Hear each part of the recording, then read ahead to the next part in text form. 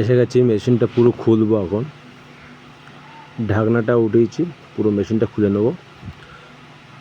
এখানে যে সমস্যা, এই মেশিনটা প্রচুর পরিমাণে রোদ্দুর লাগে, আর মেশিনের কালারটা ডিসকালার হয়ে গেছে, অর্থাৎ একটু লাল কালার হয়ে গেছে রোদ্দুরের কারণে। তো পুরো ঢাকনাটা খুলে ফেললাম, ফিল্টারগুলো চেঞ্জ করব, মানে খুলে দেখতে হবে কীভাবে কতটুকু ইয়ে আছে। তখন খুলবো, দুটো ফ্রি ফিল্টার আছে, ওই ফ্রি ফিল্টার দুটো খুলবো, খুলে তারপরে দেখবো যে সমস্যাটা কি। এখন টিডিএসটা মেপে নেওয়া হচ্ছে, জলের টিডিএসটা কি আছে।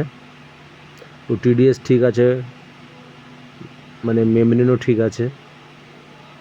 টিডিএস ঠিক না থাকলে মেমব্রেনের এখানে সমস্যা থাকবে। তো টিডিএস মাপা কমপ্লিট, ব্যাগে রাখবো। ফিল্টারটা খুলবো, জলের লাইনটা বন্ধ করে ফিল্টারটা খুলবো।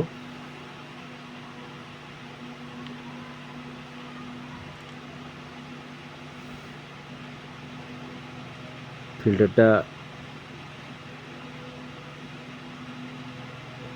খোলা শুরু করবো। এখন ফিল্টারটা চেঞ্জ না করলে হবে না, যেহেতু ফার্স্ট ফিল্টার যেটা থাকে ওটাকে চেঞ্জ করতে হবে।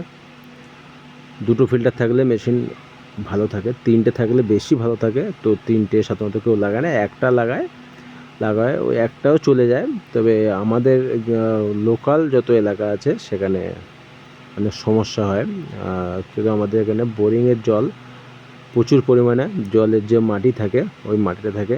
আর আমি যখন যে কাজ করছি ওখানে প্রচণ্ড রোদ্দুরের তাপ আছে। আমি যেখানে কাজে গেছি ওই বাড়িতে এই মেশিনটা দেওয়ালের গায়ে লাগানো আছে, অর্থাৎ জানালার যে